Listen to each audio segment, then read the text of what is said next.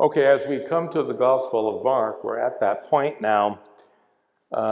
Jesus has cured a lot of people.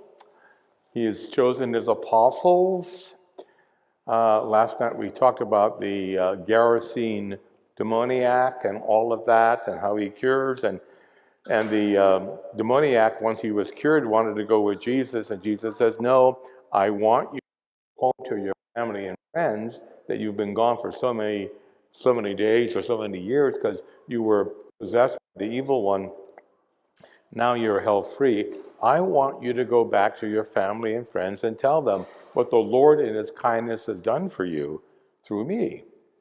So, in a sense, Jesus is sending him out to be another apostle, another disciple, to tell them that Jesus cures people, he frees them from Satan, he frees them from their evil, and he allows them to resume a normal, natural life, because being possessed, he was out among the tombs and all of that, and so it's a form of resurrection.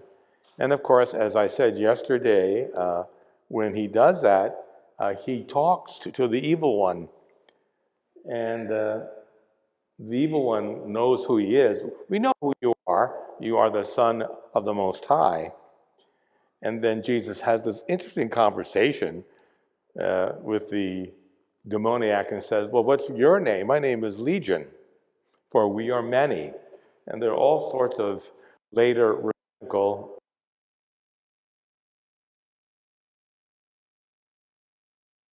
with that conversation. Why would Jesus have a conversation with the evil one? Because he's Lord and the evil one is not, plain and simple. And so, as I told the class last night, when Tiberius was emperor, he coined silver and gold coins, copper coins, with his image, and to show contempt to the Jews, on the reverse side, he would have the image of a pig. And so just to get them right in the Garusha, just to get them. And of course, that's why, as I said, if you went into the temple precincts, you had to exchange money. You could not bring an image of the emperor, who was a deified individual, into the temple precincts. That would be idolatrous. So you had to have the money changers there to exchange Roman money to Jewish liturgical money so they could buy the items offered up in sacrifice. The money changers had to be in the temple to sell the basic liturgical commodities that were offered up: pigeons, goats, lambs, oxen, various forms of cereal. They were offered up in peace sacrifices or holocausts. And they had to be without blemish, without any type of imperfection. And so that's why Jesus, when he perceives the Sadducees, who were members of the Jewish aristocracy, and they controlled the temple precincts, not the Pharisees, it was the Sadducees. They were priests and members of the Jewish aristocracy. And so some scholars believe the reason why Jesus changed of the temple is because they were extorting. They were selling damaged goods at a very high price.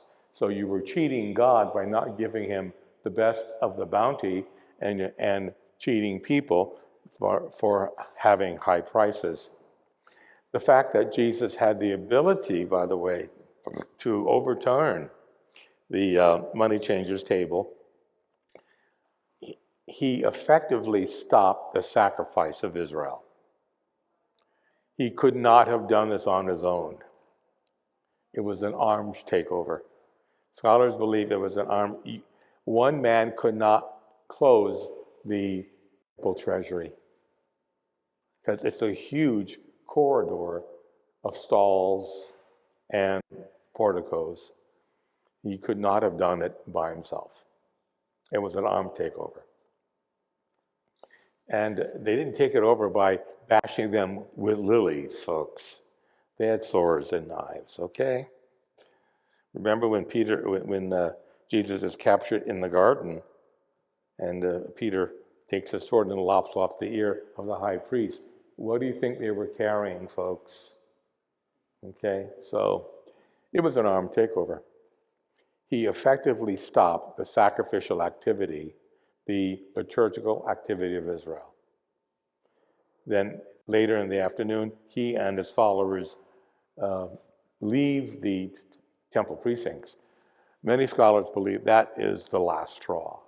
That was the last straw that got him arrested. So before that, he's still curing people. I'm going to go through what we call a Markan conflict. Two stories that are linked together, two separate traditions or narratives in oral state, then later on written.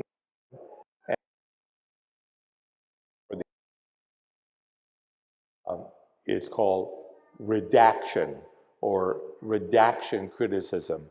When you look at narrative, first oral, and then you want to say, could these two episodes be linked together?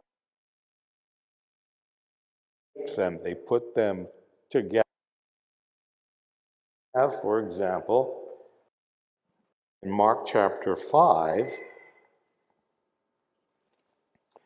verse 21 down to verse 24, there's that narrative.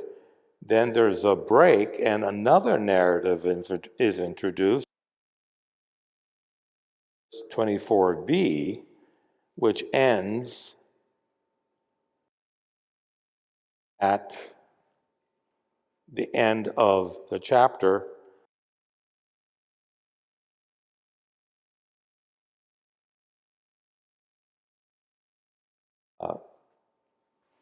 It starts from 35 till the end. So you have to ask, why did the author do that? Why did he or she conflate? There's a meaning behind both, and they're very similar. Let's go through it. So this is Mark chapter 5. And when Jesus had crossed again in the boat to the other side, a great crowd gathered round about him, and he was beside the sea. Then came one of the rulers of the synagogue, Jairus by name. Seeing him, he fell at his feet. So it's a sign of homage. Obviously, they know about Jesus. He's a wonder worker. He's a healer. Okay? He cast at his feet and besought him, saying, is at the point of death. Come and lay your hand. In Judaism means bestowal of property, bestowal of blessing, bestowal of health. And it also means ordination, that the Spirit is given. So the laying on of hands has multiple gestures and multiple meanings. My little, so that she may be, and he went with them, he may be well and live. In other parts of the New Testament, especially Acts of the Apostles, when there's a healing,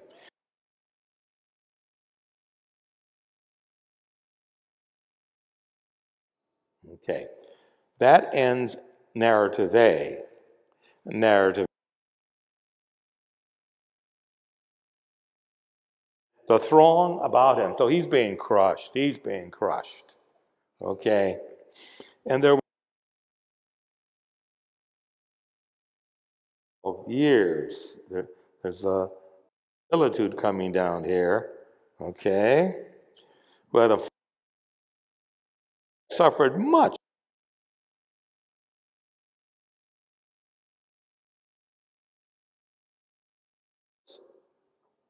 So here's a woman that is, by kosher law, ritualistically unclean.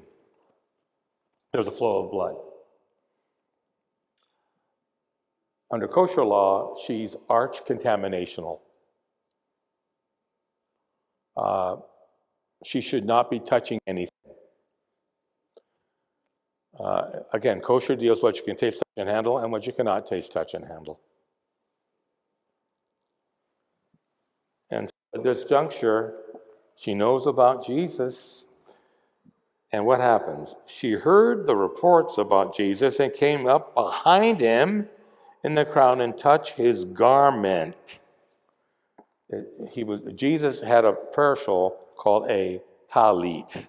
And the talit has cords and tassels, tzutzah.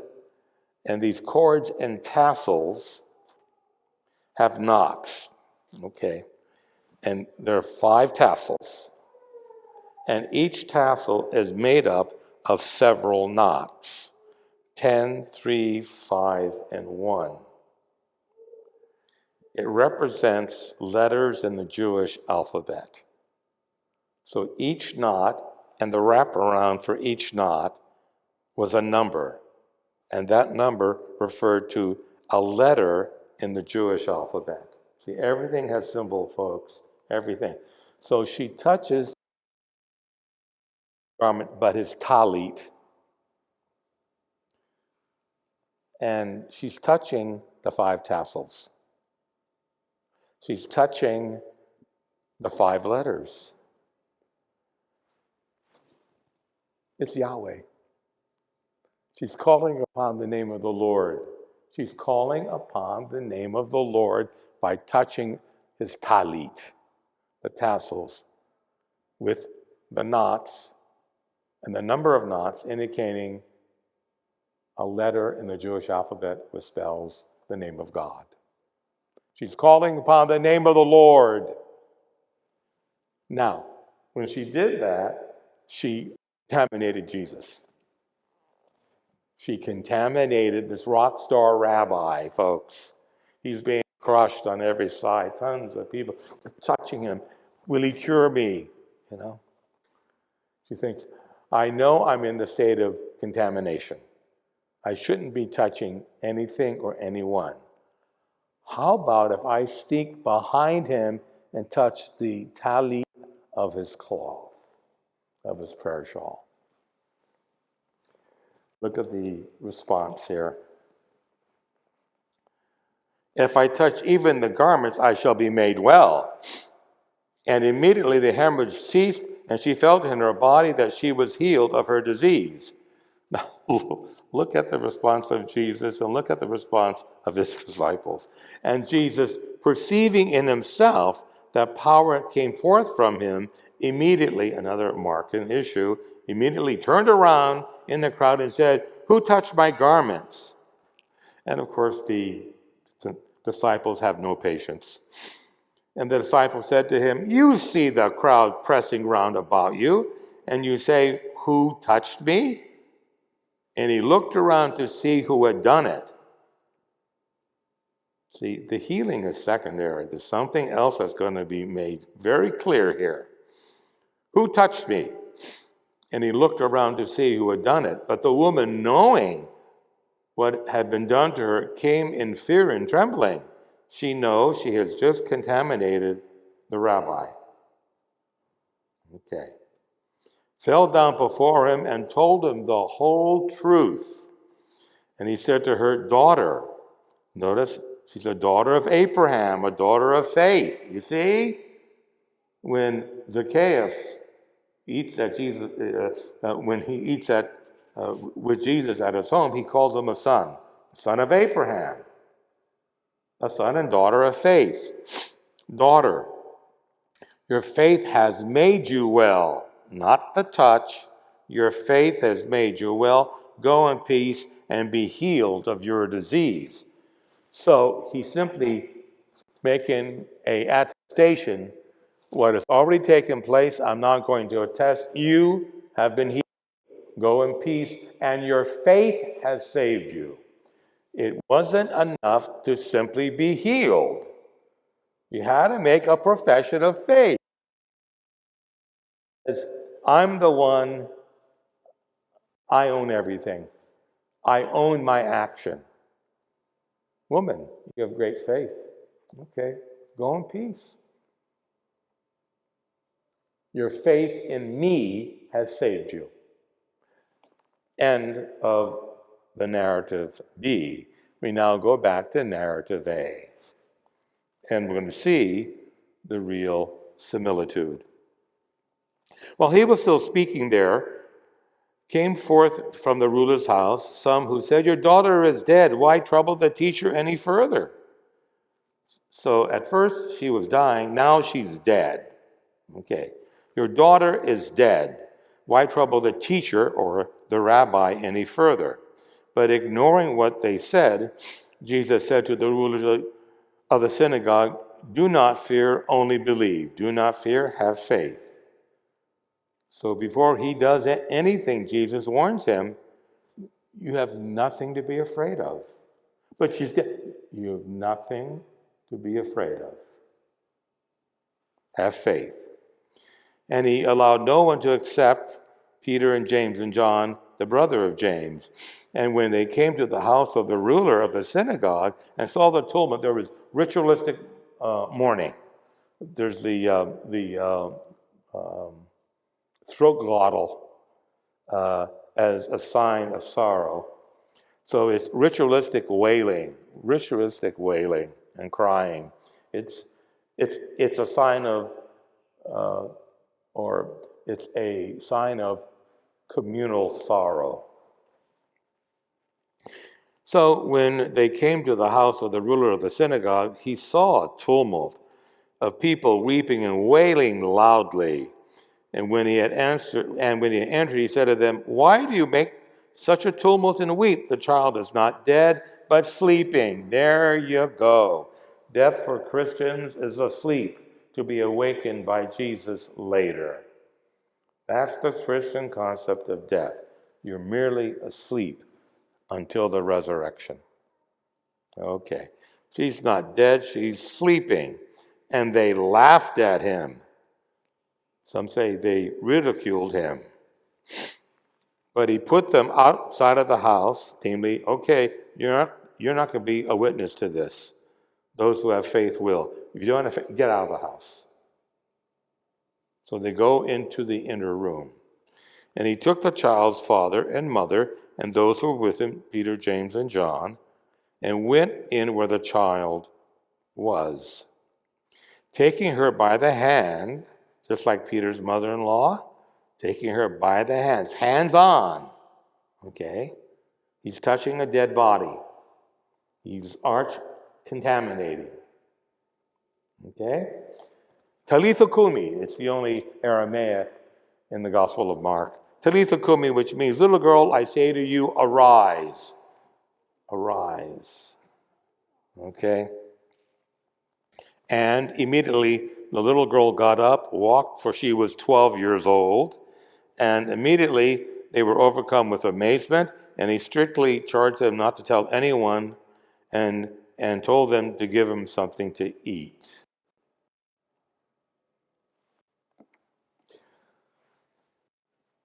Okay, the woman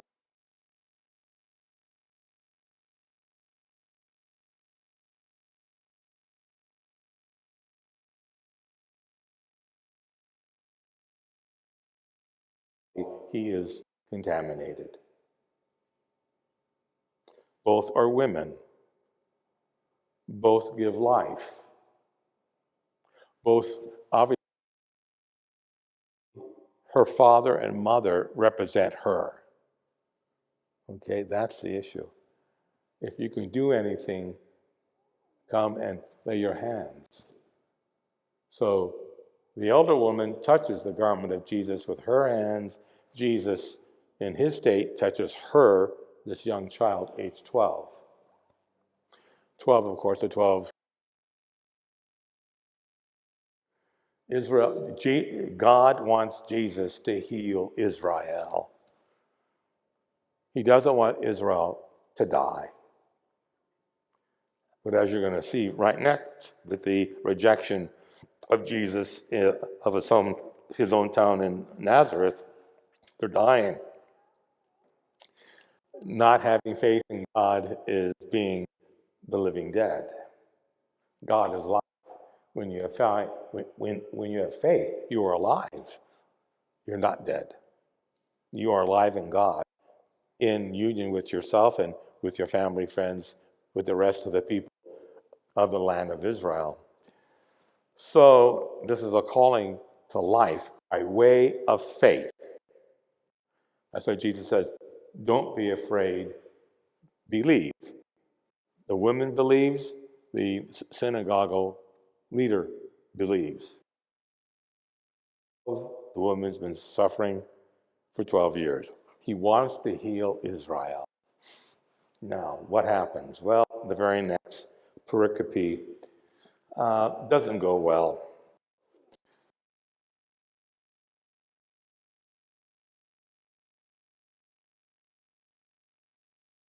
Okay, so he goes back home, and his disciples follow him. So this is discipleship again. Let's follow Jesus. Let's see what's going to do. Let's hear him. Let's hear the word of God as he is articulating. Well, how do we follow him?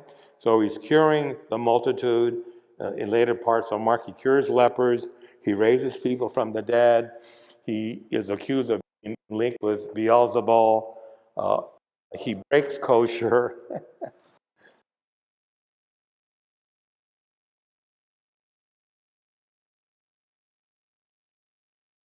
So he went away from there and came to his own country, and his disciples followed him. And on the Sabbath, because he goes into his neighborhood Sabbath, the neighborhood synagogue. And if you're behind the age of 12, you can stand up on the bamba or platform and take the scroll and read parts of the Torah or parts of the prophetic tradition. And on the Sabbath he began to teach in the synagogue, and many who heard him were astonished at it, saying, "Where did this man get this all? What is the wisdom given to him?" So he speaks with authority again, like in the earlier section of Mark's Gospel, Mark chapter 2, when he casts out the two. What is this wisdom given to him? And what mighty works are wrought at his hand? Okay, so they're saying, who is this person? He has lived with us, but who is this man? And we have a very interesting saying. A lot of people don't get it, but if you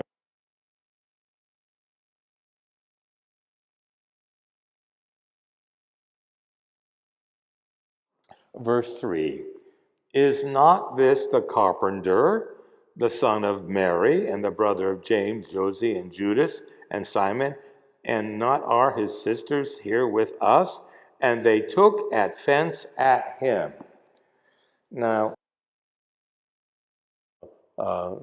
Mary, Mary's song, sung of Mary, and all that. If you only knew what it meant, they were questioning his legitimacy. He's illegitimate. Matthew and Mark will change this, and they will say, isn't he the son of Joseph, the carpenter? It's here. Mark has it right. And it's true. Joseph would have had to sign legal papers to adopt Jesus. Jesus is not his biological son. That's the issue. Oh, so you're son of Mary. You don't know who your father is. They call him son of, that is insulting. He's calling him a bastard. Hey, son of Mary, who's your father? See? And that's another reason.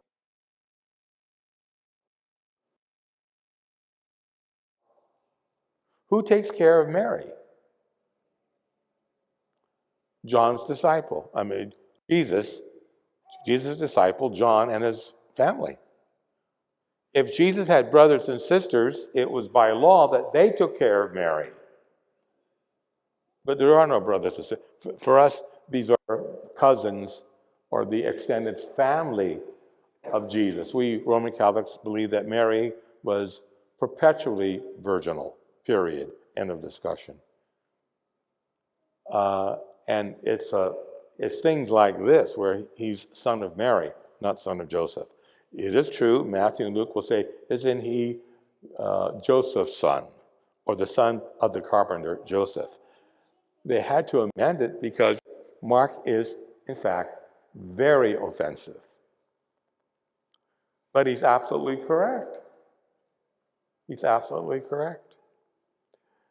And so that's why when Jesus is on the cross, he hands Mary over to John and John's family. There are no other brothers or sisters. That's the point. Who's going to take care of mom? That's the point. So they take offense at him. It's so bad that Jesus would like to do a wonder work, but he's unable to do it. And he could do no mighty work there except that he laid his hands on a few people who were sick and healed them. So he did heal some, but not the multitudes. And he marveled because of their unbelief. Oh my gosh. And he went about the villages teaching. You know, it takes faith to be the Lord's disciple. Now, what's fascinating is I'm going to skip forward to Mark chapter 7, verse 24, because there is a similitude here that I want to capture. Normally, Jesus would only heal Jews because they are people of Israel. Gentiles believe in other gods, and they were unkosher anyway. They were arch-contaminating people. They ate pig, they engaged in unnatural desires, they worshipped idols. So, what does Jesus do in Mark 7? He goes outside the land of Israel. Now, why does he do that? Should be heard by non-Jews? Perhaps. People like us, Gentiles? Yes. Verse 24 of chapter 7. And from there he arose and went away to the region of Tyre and Sidon. And he entered a house. He entered the house of a Gentile? What are you doing?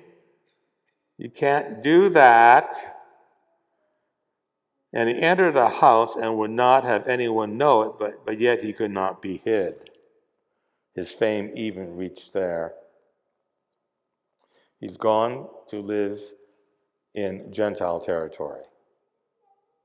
Well, what do you think is going to happen? He's a wonder worker. He's a healer. Okay? But immediately, always immediately, a woman whose daughter was possessed by an unclean spirit, sound familiar? Yep. Heard of him, came down and fell at his feet. She kowtowed on all fours, went down. That's a sign of homage. So she's going to ask him something. You don't kowtow just to say hi. You get on all fours, bow at the feet of Jesus, and he knows.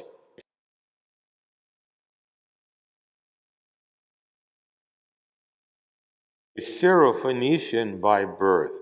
Syria, a historical enemy of Israel, and Phoenicia, a historical enemy of Israel. In Matthew's gospel, the exact same narrative, she's a Canaanite, a historical enemy of Israel. Both in Matthew and in Mark, she's Gentile. She's not a Jew. So why are you asking a Jewish rabbi to do something for you when you don't even believe? Get the point here? Get the point? Okay.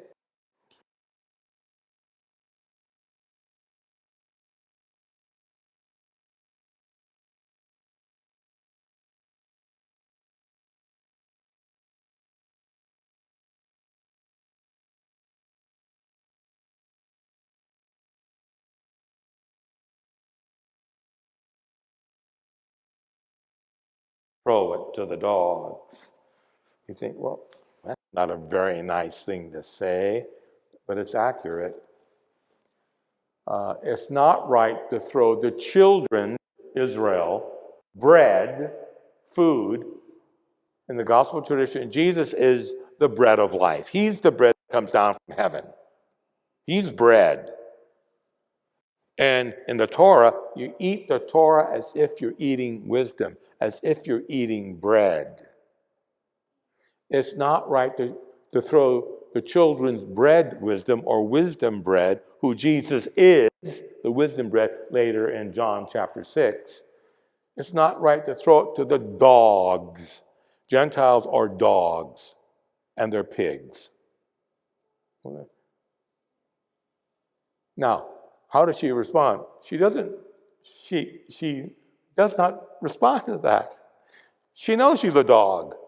She knows she's a Gentile. She knows she's a polytheist. Then she says the following. But she answered him, "Yes, Lord. Yes, you are right. Yes, Lord. Yet even the dogs, Gentiles, under the table eat the children's crumbs." Under whose table? The table of faith, the table of Abraham. I know I'm a Gentile.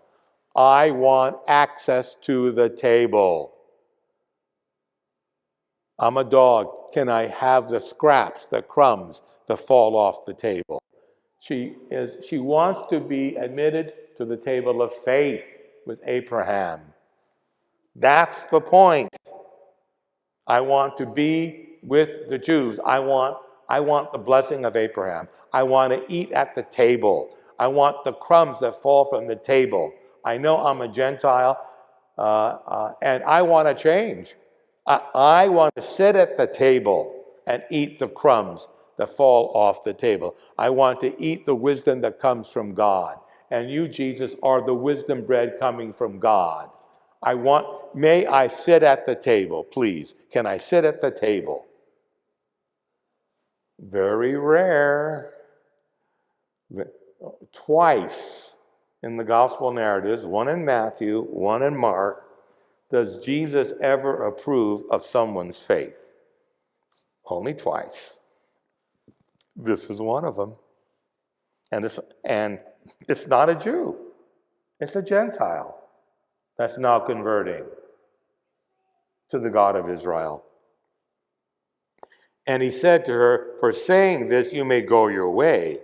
The demon has left your daughter." And she went home and found the child lying in bed and the demon gone. She's a Gentile. Now, in Matthew's gospel, she's a Canaanite woman, the exact same thing. And in fact, the disciple says, "This woman is yelling after, tell her to go away." Typical Jewish men. "Go away, Gentile, go away." Lord, she keeps on following this. She comes up, kneels before Jesus, says the exact same thing. "My daughter's possessed," and cures her. The other Gentile, first he says, "I've never seen such faith in Israel." That's a slap, I'll tell you. The other one is the Roman centurion whose slave boy is ill. And he sends messengers to Jesus and says, "Tell Jesus to come and heal my boy." And Jesus says, "I've never seen such faith in Israel as this Roman centurion. This Gentiles asked me to come to." And the soldier says, "Don't let Jesus come into my house. I'm a Gentile. He will become contaminated. No, just say the word, and my son will be healed." It's a cure from afar. It's a cure from afar. He doesn't even have to be there. Your son will live. Later, as the soldier goes back to his home, he's met by his attendant and say, "At what time was my son healed?" "About 1. And that was the time Jesus said your son was going to live." Bottom line, discipleship, you don't have to be Jewish. The ticket to the table of discipleship, the ticket to the table of Abraham is faith, plain and simple. Even the outsider, the dog, the Canaanite, the Syrophoenician woman, the Roman centurion, they have access to God. You have access to God. But it takes faith to make sure that you understand why you believe the things that you do. With the woman with the hemorrhage, I know if I touch his garment, I will be made well. She knew. But the healing was secondary. Jesus had to say, you have to make a profession of faith. I believe. Your faith has saved you. Notice, your faith has saved you. The healing is secondary. Here, with the synagogue official, the little daughter is dead. Don't bother the teacher any further. No. Let me go to your house. Why this wailing? She's dead. She's asleep. Oh, Jesus. And they ridiculed him. They laughed at him. Get out of the way. Peter, James, John, Mom and Dad, come here. Show me the child in her room. Talitha Kumi, be healed. Instantaneous. Now, it's not resurrection. It's biological animation. Like Lazarus is not resurrected. He's brought to biological life. Only Jesus has been raised from the dead with the glorified body. So both with the little girl here and with the other healings that Jesus raises from the dead, they are biological reanimation. That's why when he raises, in John's Gospel, chapter 12, when Jesus raises Lazarus from the dead, the Pharisee says, oh gosh, not only do we have to worry about Jesus, we now have to worry about Lazarus. We got to make sure that he stays dead. We got to kill Jesus and we got to kill Lazarus, and hopefully they will both remain dead. Well, they don't. They don't. Very interesting. They can't see the tree because of the forest. They can't see the general principle because they don't get the relative particular event. They don't get it. Bottom line, miracles do not produce discipleship. Miracles do not produce faith. Miracles elicit a faith response already present.